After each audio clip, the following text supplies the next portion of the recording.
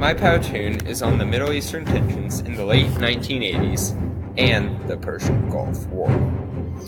The Iran-Contra scandal was an affair that left a black mark on Ronald Reagan's presidency with doing two things behind the backs of Congress and the American people. Terrorists friendly to Iran took several American citizens hostage in the country of Lebanon. Reagan criticized the event and refused to sell arms to Iran for their war and said that America will never make concessions to terrorists. However, in 1986, weapons were sold to Iran with Reagan's approval, with the promise that Iran would ensure the release of the American hostages. The profits from these illegally sold weapons were sent to the Contras in Nicaragua, which was also in violation of the Boland Amendment, which banned sending aid to the Contras for 2 years after the CIA was helping them without Congress. Special committees of both houses investigated the affair and those involved in it.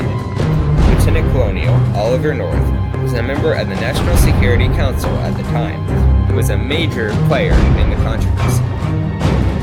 Defending himself, he talked about the love of his country and patriotism, claimed he was carrying out what Reagan wanted, and that sending aid to the Contras justified almost any means necessary. In 1988, he and other members were indicted, but he was found guilty for being part of the cover-up.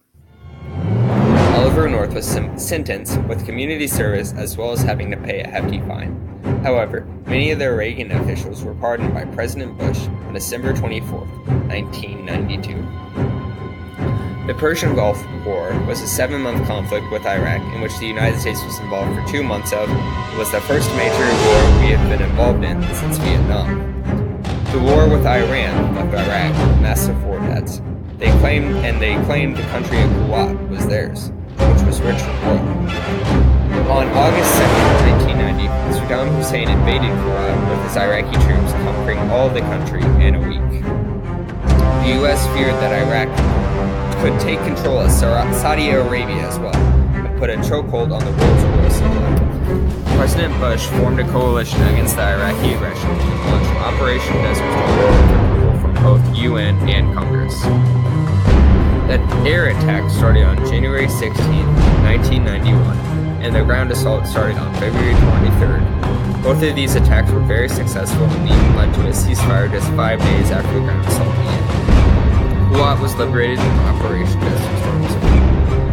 In the result, the war was a huge success and parades were held for the soldiers returning. The coalition lost less than 400 men, while Iraq had 100,000 soldier and civilian deaths. Following the Persian Gulf War, an embargo was placed on Iraq. While in place, Iraq had a spike of children dying from diseases such as typhoid and cholera.